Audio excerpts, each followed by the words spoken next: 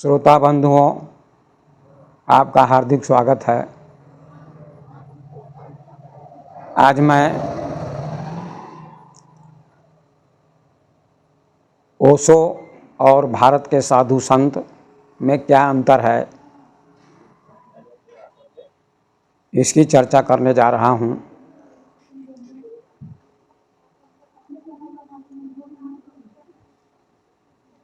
भारत में हजारों वर्षों से साधु संतों की परंपरा रही है और वे साधु संत समाज का मार्गदर्शन करते रहे हैं। आज भी लाखों साधु संत हैं जो उपदेश करते हैं, प्रवचन करते हैं, कथा करते हैं, सत्संग सुनाते हैं, भक्ति की बात करते हैं और लोग उनकी बात को सुनते हैं। ये परंपरा आज भी चल रही है और लोग प्रसन्न चित्त होकर साधु संतों की बात को सुनते हैं, मानते हैं और जीवन में अपनाते हैं। लेकिन आज मैं एक ऐसी बात कहना चाहता हूँ जो हमारी पुरानी परंपरा चल रही है साधु संतों की, उससे हटकर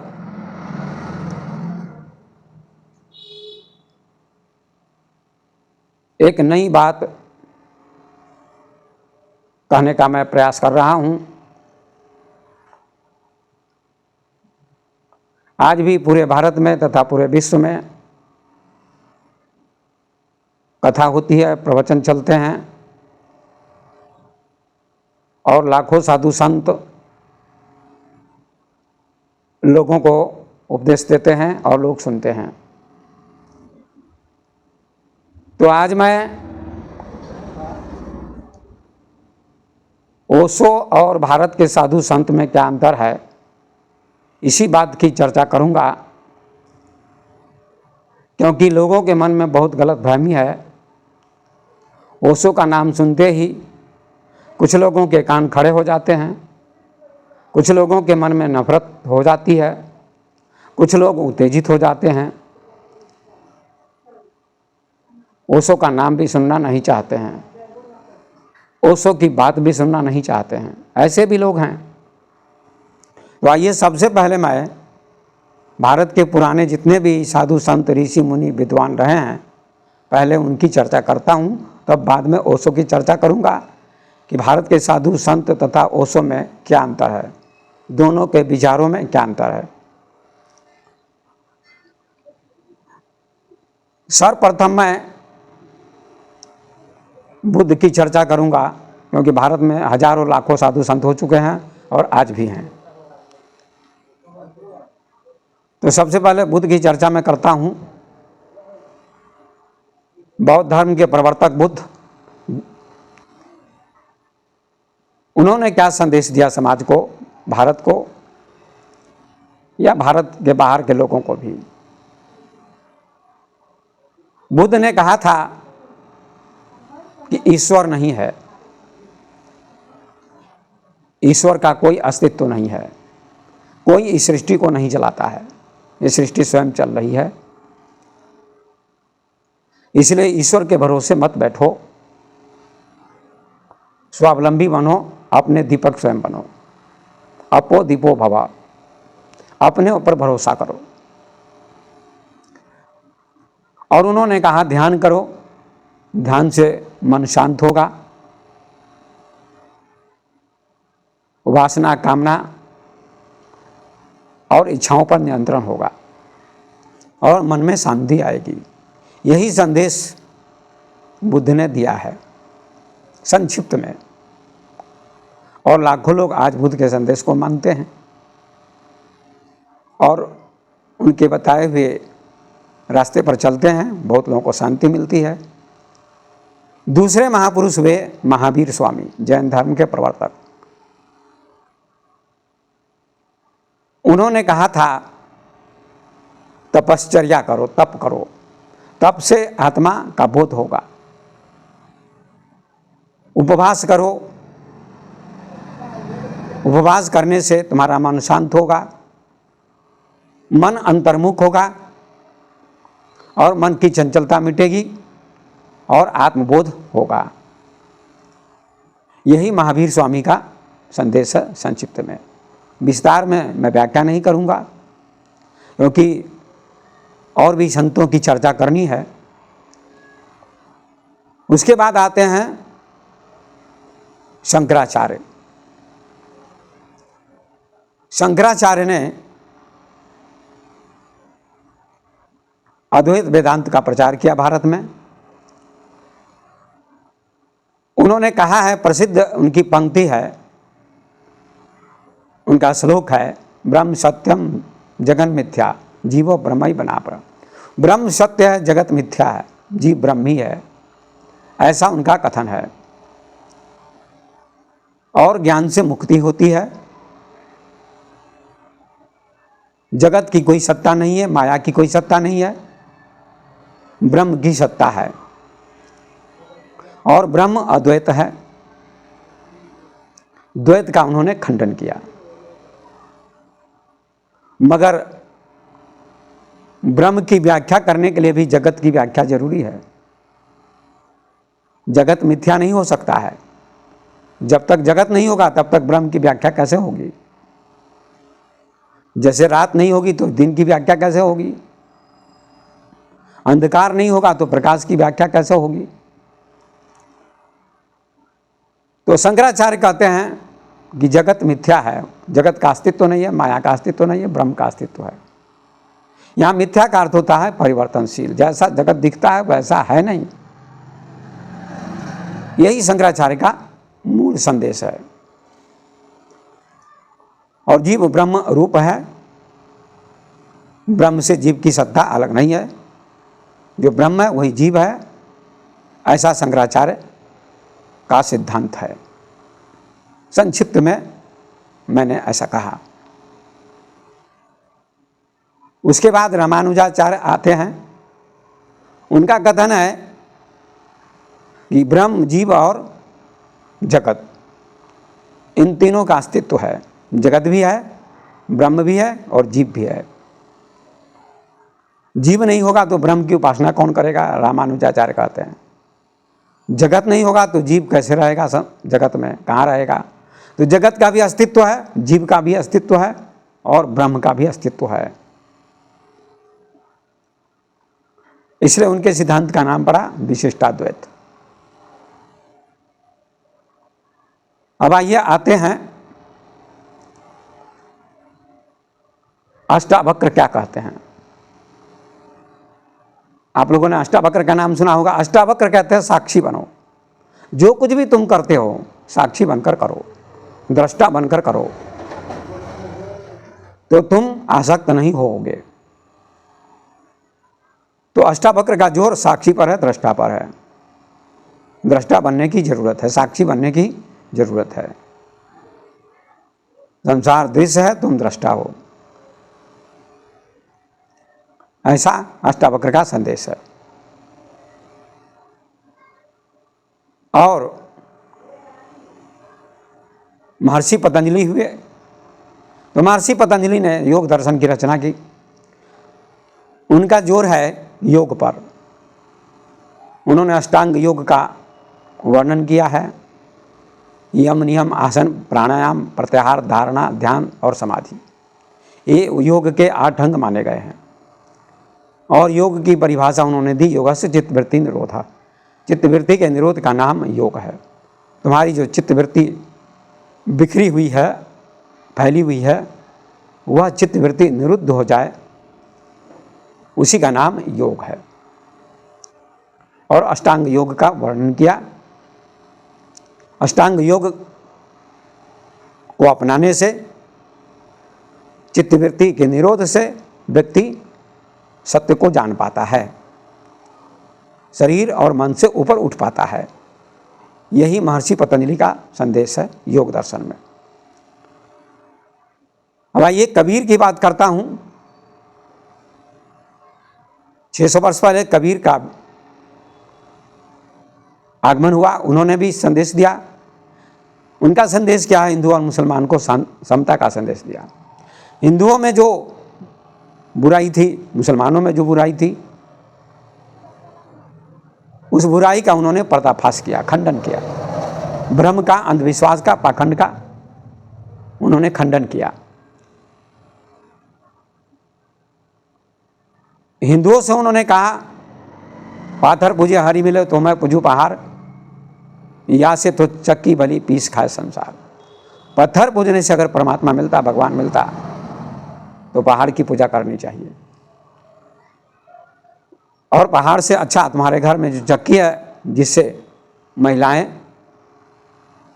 आटा तैयार करती हैं, उसकी पूजा करो।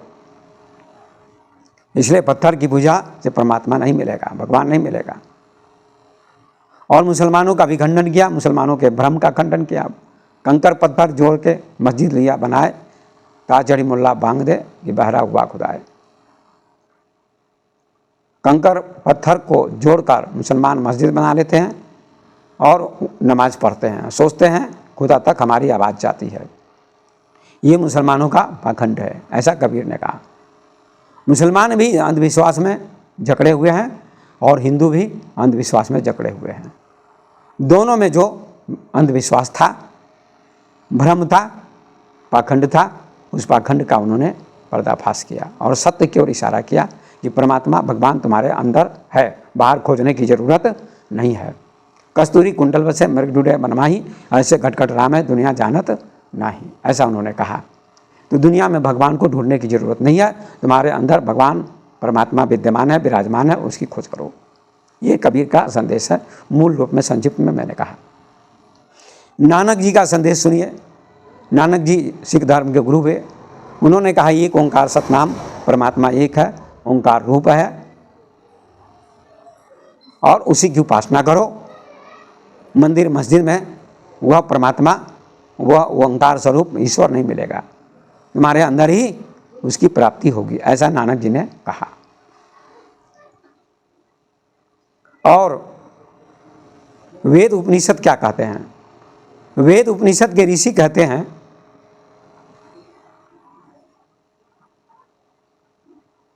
कि सभी के अंदर चेतना विद्यमान है, आत्मा विराजमान है।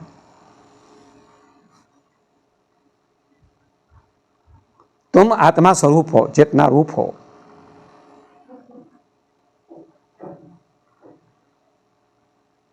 चारों वेदों में 4 महावाक्य बताए गए हैं। अहम ब्रह्मास्मि, अयम आत्मा ब्रह्म, प्रज्ञानम ब्रह्म, तत्त्वमसि। तत्त्वमसि का अर्थ होता है तत्त्वम असि, वही तुम हो जिसकी तुम खोज करते हो, जिस परमात्मा की। अहम ब्रह्मास्मि का अर्थ होता है वही ब्रह्म मैं हूँ। और प्रज्ञानम ब्रह्म का अर्थ होता है ज्ञान स्वरूप ब्रह्म है। अयम आत्मा ब्रह्म का अर्थ होता है यह आत्मा ही ब्रह्म है। ये वेदों का महावाक्य है, ये 4 महावाक्य वेदों के। उपनिषद भी इसी की घोषणा करते हैं। उपनिषद का अर्थ होता है गुरु के निकट आकर ब्रह्म विद्या का उपदेश सुनना। जो गुरु के अंदर चेतना है, आत्मा है, वही शिष्य के अंदर है। गुरु शिष्य को जगाने का काम करते हैं। अंतर इतना ही है। तो उपनिषद भी ब्रह्म की घोषणा करते हैं। सभी ब्रह्म रूप हैं। सर्वम खल विदम ब्रह्म नेह नानास्ति किंचन। सभी ब्रह्म रूप हैं, सारी सृष्टि ब्रह्म रूप है, ऐसा उपनिषद कहते हैं। बहुत ऊंची घोषणा उपनिषद करते हैं और उपनिषद का अध्ययन बहुत कम लोग कर पाते हैं।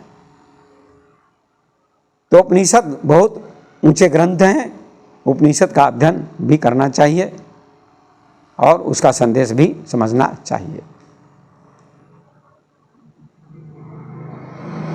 अब आइए, तुलसीदास जी भी हुए भारत में। उन्होंने रामचरितमानस की रचना की और उन्होंने कहा राम ब्रह्म है, परमात्मा है, उन्होंने राम को ब्रह्म माना और ब्रह्म समझकर उनकी उपासना की बात की है।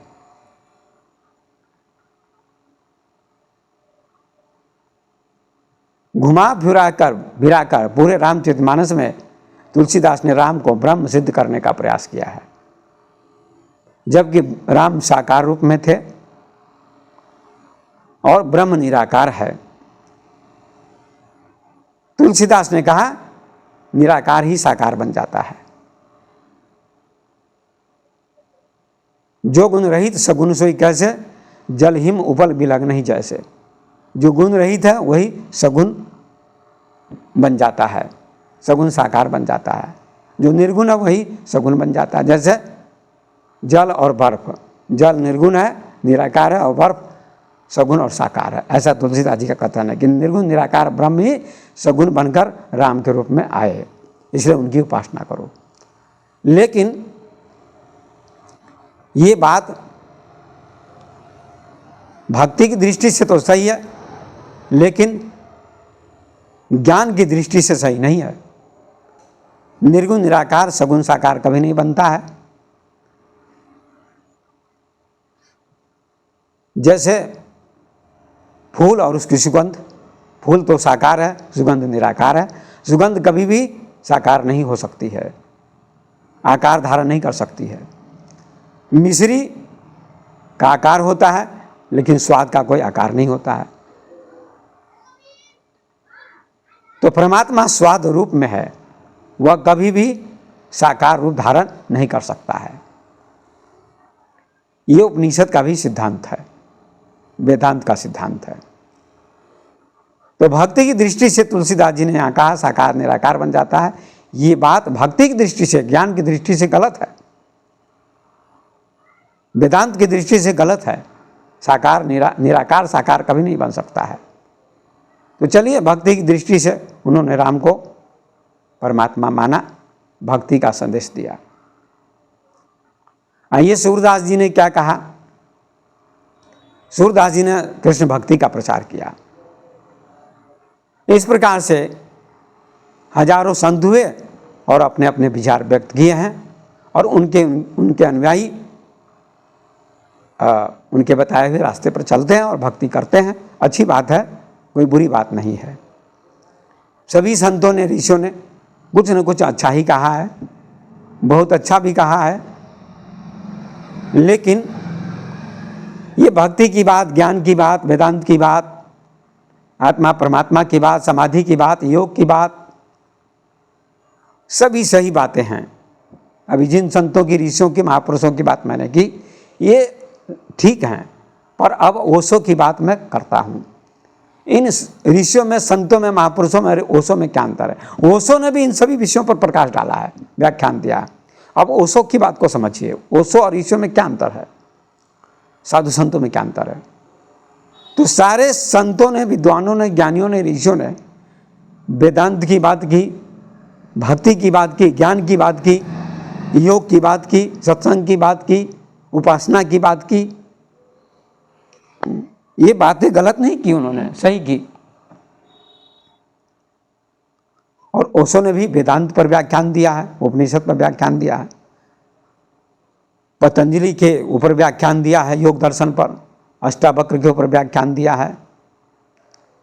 जितने भी ऋषि मुनि हुए, कबीर के ऊपर व्याख्यान दिया,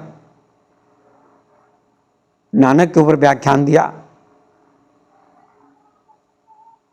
शंकराचार्य के ऊपर व्याख्यान दिया, दादू दरिया, जितने भी भारत में महापुरुष हुए, सभी के ऊपर उन्होंने विस्तार से व्याख्यान दिया है। लेकिन ओशो की एक विशेषता सुनिए, सबसे भिन्न विशेषता, अलग विशेषता। जो बातें बुद्ध, महावीर, शंकराचार्य, कबीर, नानक, पतंजलि, गोरख, अष्टावक्र, तुलसी, सूर, इनसे छूट गई, उन बातों की चर्चा ओशो ने की। तो आइए, ओशो ने कौन सी बातें कही, नई बातें, उन्होंने नई बातें कही हैं। उन्होंने कहा कि तुम्हारे समस्त संतों ने, ज्ञानियों ने, महापुरुषों ने, ऋषियों ने ज्ञान की बात तो की, समाधि की बात तो की, भक्ति की बात तो की, शिखर की बात तो की, पर नींव की बात नहीं की। मकान बनता है तो पहले नींव होती है, तब बाद में दीवार बनती है, तब छत बनती है, मतलब शिखर होता है, मंदिर का शिखर होता है, गुंबद होता है। तो जब तक नींव नहीं होगी, बुनियाद नहीं होगी, तब तक गुंबद कैसे बनेगा, शिखर कैसे बनेगा। तो शंकराचार्य ने, बुद्ध ने, महावीर ने, कबीर ने, नानक ने, अष्टावक्र ने, पतंजलि ने, गोरख ने, तुलसी ने, सूर ने, नानक ने, समस्त संतों ने, महापुरुषों ने नींव की बात नहीं की, शिखर की बात की, गुंबद की बात की, समाधि की बात की, संभोग की बात नहीं की। यही ओशो की विशेषता है। इतना साहस किसी का भी नहीं था जो समाज को ये बात बता सके, क्योंकि आत्मा की बात, परमात्मा की बात, समाधि की बात, भक्ति की बात तो सभी करते हैं, और उपासना भी करते हैं, भक्ति भी करते हैं, मंदिर भी जाते हैं, मस्जिद भी जाते हैं, लेकिन जहाँ लोग अटके हुए हैं, जो परिधि है उससे ऊपर नहीं उठ पाते हैं, केंद्र की ओर नहीं जा पाते हैं। केंद्र की बात सबने की, केंद्र माने आत्मा, परमात्मा, आकाश की बात सबने की, धरती की बात किसी ने भी नहीं की। केवल ओशो ने इस भारत भूमि में पैदा होकर ये क्रांति की, भारत को बताने का काम किया, दुनिया को भी बताने का काम किया। लेकिन भारत के साधु संत और ओशो में क्या अंतर है, यही मैं आज बताना चाहता हूँ। तो ओशो ने नींव की बात पहले की।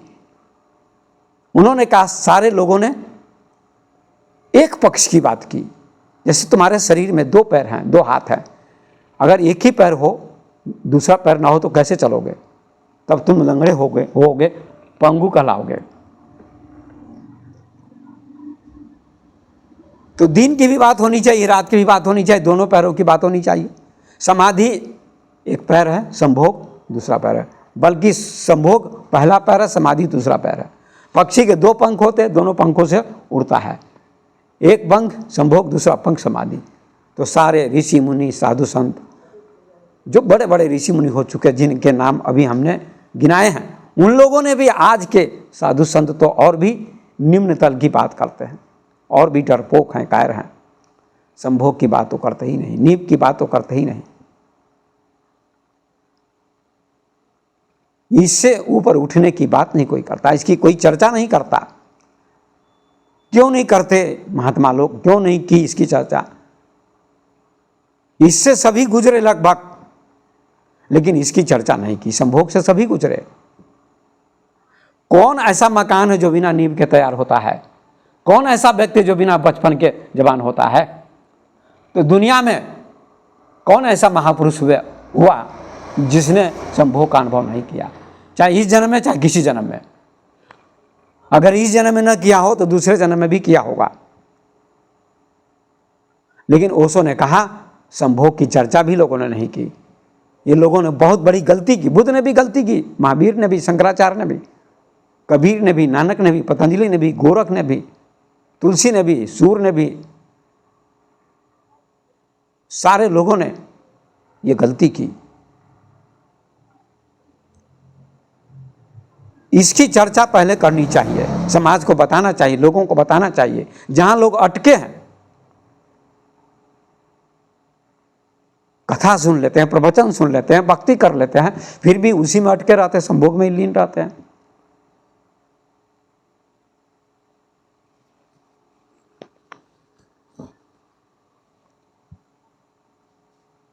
और ओशो ने कहा इसकी चर्चा करना अनिवार्य है। जब तक इसको व्यक्ति नहीं समझेगा संभोग को, तब तक समाधि तक जा नहीं सकता है। संभोग सीढ़ी है, समाधि छत है, और जब तक सीढ़ी पर नहीं जाएगा कोई, तब तक छत पर नहीं जा सकता है। ये शरीर भी मिला है संभोग से ही, चाहे बुद्ध हो, चाहे महावीर हो, चाहे शंकराचार्य हो, चाहे राम हो, चाहे कृष्ण हो, सभी के शरीर संभोग से ही मिलते हैं। तो संभोग का प्रसंग उठाना चाहिए, और ओशो ने यही प्रसंग उठाया। कि इसको समझे बिना कोई समाधि को नहीं जान सकता, परमात्मा को नहीं जान सकता। ये उन्होंने चुनौती दी। और सभ्य समाज जितना भी है सेक्स का दमन करता है। सभ्य समाज में बलात्कार ज़्यादा होता है। आज जितनी शिक्षा का विकास हो रहा है, सभ्यता का विकास हो रहा है, उतना बलात्कार बढ़ रहा है। लेकिन आदिवासी क्षेत्रों में चले जाइए, ओशो ने कहा है, वहाँ बलात्कार आज भी नहीं होता है। वहाँ अभी भी स्त्री पुरुष नग्न रहते हैं, अभी भी स्त्रियाँ भी नग्न रहती हैं, पुरुष भी नग्न रहते हैं। वहाँ कोई बलात्कार नहीं होता। वहाँ सहजता होती, काम के प्रति, भोग के प्रति, संभोग के प्रति सहजता होती है, कामुकता नहीं होती है, बलात्कार नहीं होता है।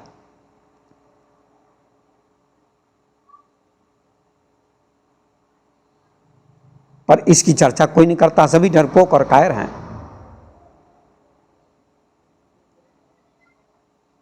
तो इसकी चर्चा होनी चाहिए। इसलिए उन्होंने कहा, ओशो ने संभोग से समाधि की ओर,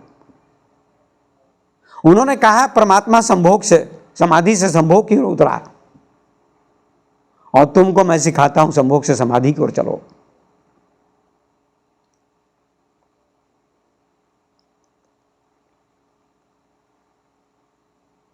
लेकिन लोग सुनना नहीं चाहते, मतांध लोग सुनना नहीं चाहते हैं।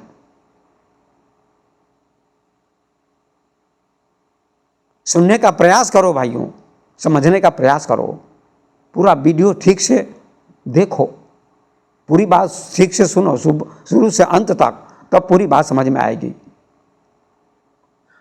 दिमाग में पहले कचरा भरा हुआ है तो कैसे देखेंगे आप, कैसे समझेंगे?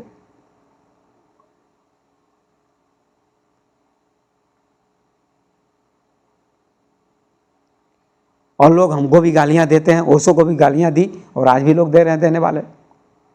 लेकिन जितनी सच्ची बात, फैक्ट बात, भारत के उद्धार के लिए, उत्थान के लिए, समाज के परिवर्तन के लिए, समाज को अच्छा बनाने के लिए, संस्कृति को अच्छा बनाने के लिए ओशो ने की, उतनी अच्छी बात किसी ने भी नहीं की।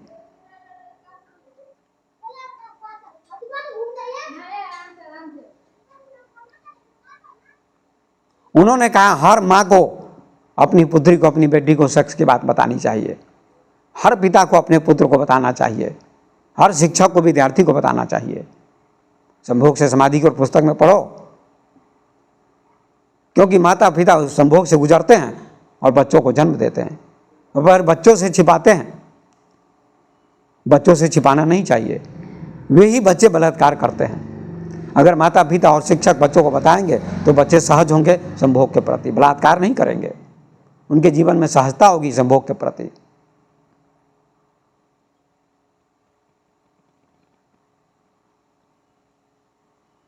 और उन्होंने कहा तुम्हारे समस्त ऋषि इसी से गुजरे हैं, जिनकी तुम पूजा करते हो, जिनकी तुम उपासना करते हो,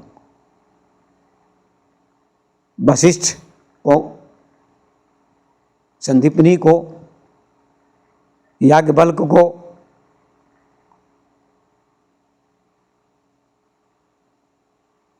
गौतम को, अत्रि को, बहुत सारे ऋषि मुनि हुए, सभी विवाहित थे, पर उन्होंने ही वेद की रचना की। 4 ऋषियों ने वेद की रचना की है। उपनिषद की रचना करने वाले ऋषि हुए, जिनके पास पत्नियां होती थी। तो क्या वो ज्ञानी नहीं थे? वे सारे ज्ञानी थे। और जिनके पास पत्नियां होती हैं उनका मन जल्दी नहीं भागता है, और जिनके पास पत्नियां नहीं होती हैं उनका मन भागता है पत्नी की ओर, वासना की ओर, संभोग की ओर, और वे ही बलात्कार करते हैं। ओशो का यही संदेश है। और जिनको भारत के लोग सबसे बड़े भगवान मानते, पूज्य मानते हैं, वे 3 हैं। कौन? राम, कृष्ण और शिव। भारत में 3 ही भगवानों की मान्यता है, राम, कृष्ण और शिव। इन 3 महापुरुषों की पूजा सबसे ज़्यादा होती है, शिव की, राम की और कृष्ण को, पूरे भारत में तथा भारत के बाहर भी, लेकिन भारत में ज़्यादा। तो ओशो कहना चाहते हैं कि तुम्हारे शिव कोई सन्यासी नहीं थे, कृष्ण कोई सन्यासी नहीं थे, और राम कोई सन्यासी नहीं थे जिनको तुम भगवान मानते हो, जिनकी तुम उपासना करते हो, जिनकी तुम पूजा करते हो। और शिव के पास पत्नी थी पार्वती।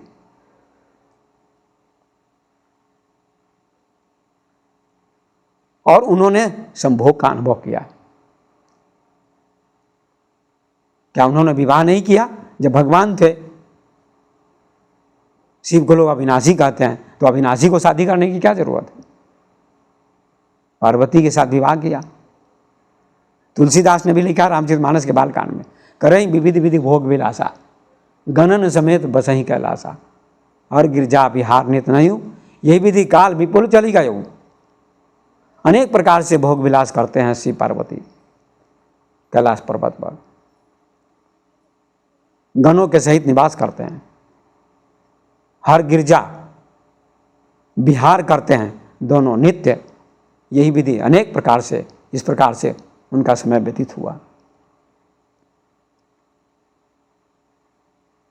कालिदास ने कुमार संभवम में इसकी विस्तृत चर्चा की है, सर्ग 8, 9 और 10 में।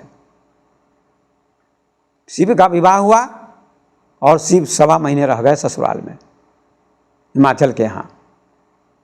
और कैसे कैसे उन्होंने पार्वती के साथ संभोग किया, पूरी चर्चा है। अब कुमार संभवम का प्रकाशन बंद कर देना चाहिए अगर गलत है तो सरकार को। मैं कहना चाहता हूं कि कुमार संभवम में जो चर्चा की है, व्याख्या की है, वर्णन किया कालिदास ने, वैसा वर्णन शायद किसी ने भी नहीं किया। कि नग्न होकर जबरदस्ती नग्न करते थे पार्वती को। पार्वती कपड़ा पहनना चाहती थी, वो कपड़ा नहीं पहनने देते थे, घंटों नग्न रखते थे और संभोग करते थे। कैसे कैसे स्तन पकड़ते थे, स्तन का स्पर्श करते थे, ये सब पूरा वर्णन किया। आप स्वयं पढ़ लो, कुमार संभवम सर्ग 8, 9 और 10। साधारण व्यक्ति से भी कामी प्रतीत होते हैं शिव। साधारण व्यक्ति को क्या शिक्षा मिलेगी? कहते शिव ने काम को जला दिया, बिल्कुल गलत बात है। हाँ, बाद में ऊर्जा का ऊर्ध्वगमन हो सकता है, योगी माना जाता है शिव को। ओशो ने तंत्र सूत्र शिव पर 5 भागों में व्याख्यान दिया है, तांत्रिक संभोग और समाधि। तो अंत में शिव तांत्रिक संभोग में चले गए। तांत्रिक संभोग का अर्थ होता है जहाँ वीर का स्खलन नहीं होता, संभोग तो करता है, इतनी ऊंचाई अवस्था का संभोग हो जाता है। दोनों संभोग में लीन होते हैं पति पत्नी, शिव और पार्वती।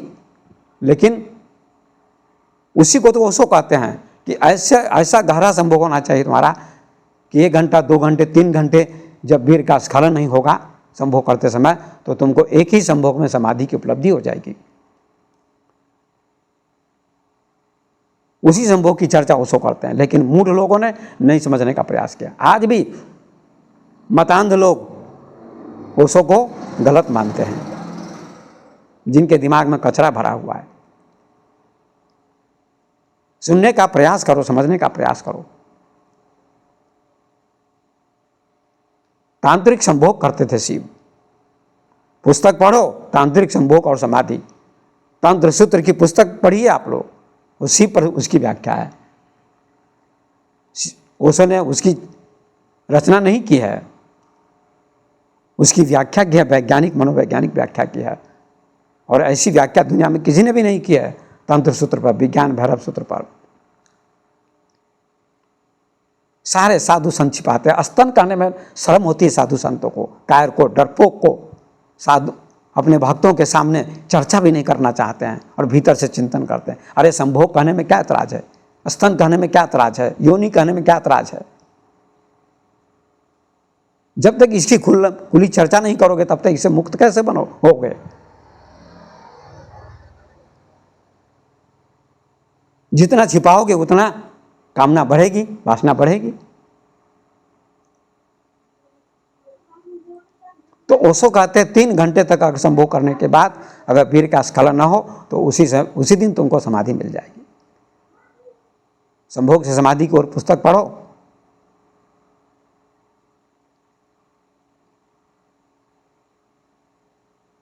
और संभोग में समय और अहंकार दो मिट जाते हैं, ओशो कहते हैं। और सबकी इच्छा है समाधि प्राप्त करने की संभोग में। समाधि की खोज है, संभोग की खोज किसी की नहीं है, लेकिन खोज रहे हैं संभोग में। कितना सुंदर उन्होंने बताने का काम किया, कितना सुंदर बताया, लेकिन लोगों की आंखों पर पट्टी लगी। लोग अंधे हैं, भारत के लोग, पढ़े लिखे लोग भी अंधे हैं, मूढ़ हैं, सुनना नहीं चाहते, समझना नहीं चाहते ओशो की बात। और साधु संतों का कचरा दिमाग में भरे हुए हैं। ये जितने भी साधु संत अभी वर्तमान में हैं, सारे कचरा परोस रहे हैं लोगों के दिमाग में। आपके दिमाग में कचरा डाल रहे हैं। आप रोज करते हो संभोग पत्नी के साथ, उल्टे सीधे संभोग करते हो, नग्न होकर करते हो। कौन नहीं करता है? पर ये बात अगर हम कहते हैं ओशो ने कहा तो लोगों को बुरी लगती है। ओशो कहते थे और तुम लोग करते हो। शिव करते थे, फिर शिव की पुस्तक उठाकर देखो, कुमार संभवम उठाकर देखो। मुझे गाली देने से पहले, ओशो को गाली देने से पहले कुमार संभवम को पढ़ो। किस प्रकार से शिव जी पार्वती के साथ संभोग करते थे और अंत में ध्यान योग करके ऊपर उठे हैं। लेकिन पहले उसका अनुभव किया है गहराई से। जो विधि ओशो ने कही है उसी विधि से शिव ने संभोग का अनुभव किया और ऊपर उठे। ओशो को समझना होगा। जब तक ओशो को नहीं समझोगे तब तक बुद्ध को नहीं समझोगे, न महावीर को, न शंकराचार्य को, न विवेकानंद को, न कबीर को, न तुलसी को, न गोरख को, न पतंजलि को, न नानक को, न तुलसी को, न सूर को, न अष्टावक्र को। मैं दावे के साथ कहना चाहता हूँ ओशो सागर हैं, और सागर में जैसे सारी नदियाँ समा जाती हैं वैसे ओशो में सभी समाहित है, सब समाये हुए। बुद्ध भी, महावीर भी, कबीर भी, नानक भी, गोरख भी, पतंजलि भी, अष्टावक्र भी, शंकराचार्य भी, विवेकानंद भी, राम भी, कृष्ण भी, बुद्ध भी, महावीर भी, सभी समाये हुए हैं। मैं दावे के साथ कहता हूँ।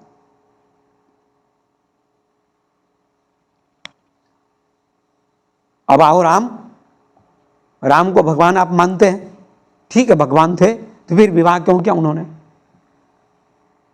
नहीं करना चाहिए। भगवान तो आनंद स्वरूप हैं, सच्चिदानंद है। राम सच्चिदानंद दिन, ऐसा तुलसीदास जी ने कहा, राम सच्चिदानंद रूप हैं, सत्य हैं, चित हैं, आनंद है। फिर दूसरा आनंद लेने की क्या जरूरत है? फिर विवाह करने की क्या जरूरत है? आप ही विचार करो लोगों। तो आपके राम ने विवाह किया, जो भगवान के अवतार थे, महान थे। मैं नहीं कहता कि महान नहीं थे, महापुरुष थे।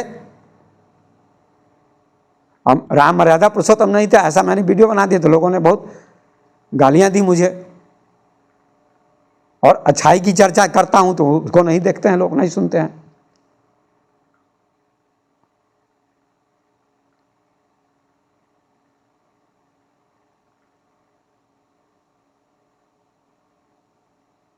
तो फिर राम ने क्यों विवाह किया?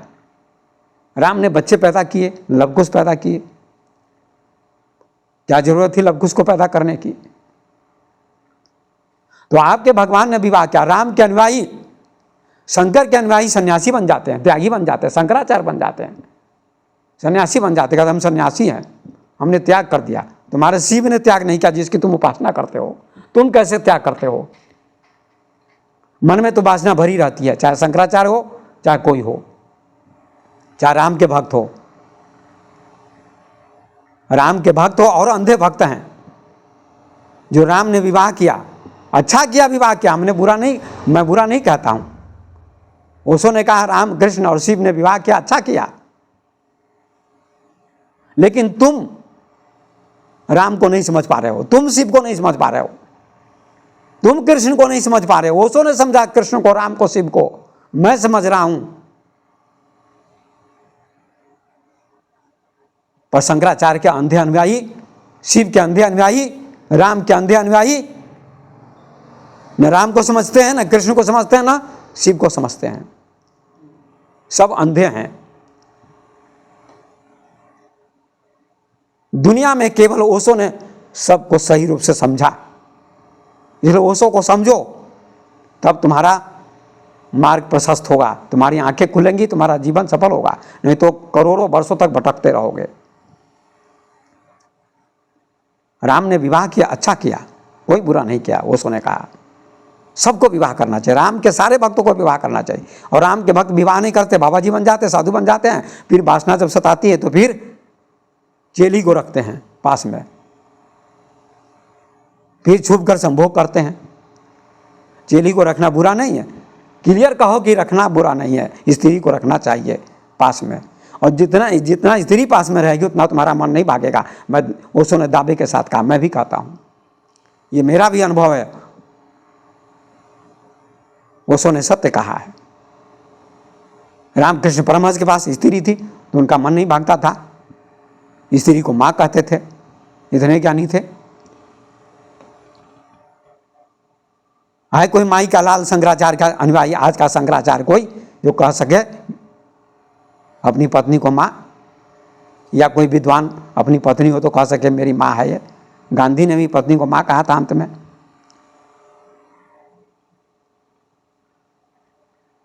तो शिव ने विवाह किया, अच्छा किया, राम ने विवाह किया, अच्छा किया, कृष्ण ने विवाह किया, अच्छा किया। ओशो ने कहा तीनों विवाहित थे और तीनों संतुष्ट थे। बल्कि सीता खो गई, हरण हो गया तो राम जी पागल भी हो गए, सीता जी धरती में समा गई तो राम जी पागल भी हो गए। लोग कहते लीला क्या, खाक लीला, लीला तो सबके जीवन की लीला है, हमारा जीवन भी लीला ही है, सबका जीवन लीला है। कहते जीवन लीला, कोई मर जाता तो कहता जीवन लीला समाप्त हो गई। केवल रामे का जीवन लीला था और केवल कृष्ण का जीवन लीला था, सबका जीवन लीला है। ये साधु संत झूठ बोलते हैं, लोगों को बेवकूफ बनाते हैं। सीता के लिए पागल हो गए राम, धरती में समा गई सीता, तो पागल होने किया, कहते राम लीला किया, राम ने लीला की, ये सब पाखंड है। विवाह किया, अच्छा किया, इसमें कोई तो मत नहीं है, उनका मैं समर्थन करता हूँ, प्रशंसा करता हूँ उनकी। शिव ने विवाह किया, अच्छा किया, भटकने की जरूरत नहीं पड़ी शिव को। फिर भी शिव भी भटक गए, थोड़ी देर के लिए सती का शरीर छूट गया था, लेकिन फिर भी कुल मिलाकर अच्छा किया उन्होंने, विवाह किया। तो ओशो ने कहा राम कृष्ण तुम्हारे शिव सभी विवाहित हैं और इस मामले में बहुत अच्छे हैं। उन्होंने संदेश दिया दुनिया को कि ऐ मेरे अनुयायियों, ओशो ने कहा शिव के अनुयायी, शिव भक्त, राम के अनुयायी, राम भक्त, और कृष्ण के अनुयायी, कृष्ण भक्त, सभी को विवाह करना चाहिए। और विवाह करके तुम भक्ति करो, संभोग का आनंद लो, और उसके बाद समाधि का आनंद लो, भक्ति का आनंद लो।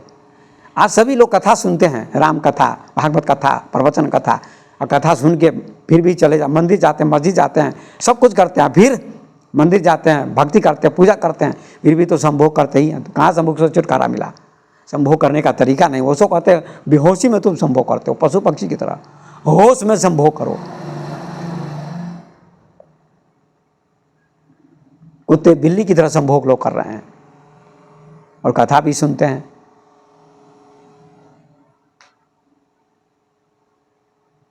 संभोग का तरीका नहीं आता लोगों को। होशो कहते हैं होश पूर्वक संभोग करो,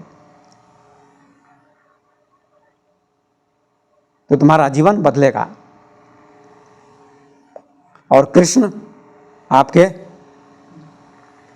भगवान कृष्ण, मैं बहुत आदर करता हूँ भगवान कृष्ण का, भगवान शिव का भी, और राम का भी आदर करता हूँ, ऐसा कि नहीं करता हूँ। राम भी महापुरुष थे, विवाह किया, अच्छा किया, मैं तो बहुत खुश हूँ इस बात से। बल्कि राम के अनुयायी राम को नहीं समझते, तुम लोग नहीं समझते हो। राम के अंधे अनुयायी, तुम मुझे कहते हो राम रामायण की छुपाई, आप नहीं जानते, तुम नहीं जानते, कई जन्म लगेंगे, तुमको करोड़ जन्म लगेंगे। मैं एक क्षण में राम को जान गया कि राम ने विवाह किया, अच्छा किया। विवाह करके तुमको भी भक्ति करनी चाहिए, संभोग का आनंद लेना चाहिए, तब समाधि में तुम जा सकते हो। शिव के अनुयायी अंधे लोग, तुम शिव के सही अर्थ को ओशो के द्वारा समझो। ओशो का तंत्र सूत्र पुस्तक पढ़ो, विज्ञान भारत सूत्र ग्रंथ पढ़ो, तब तुम्हारी समझ में बात आएगी कि शिव क्या थे। शिव ने भी संभोग का आनंद लिया, अंत में समाधि को प्राप्त हुए।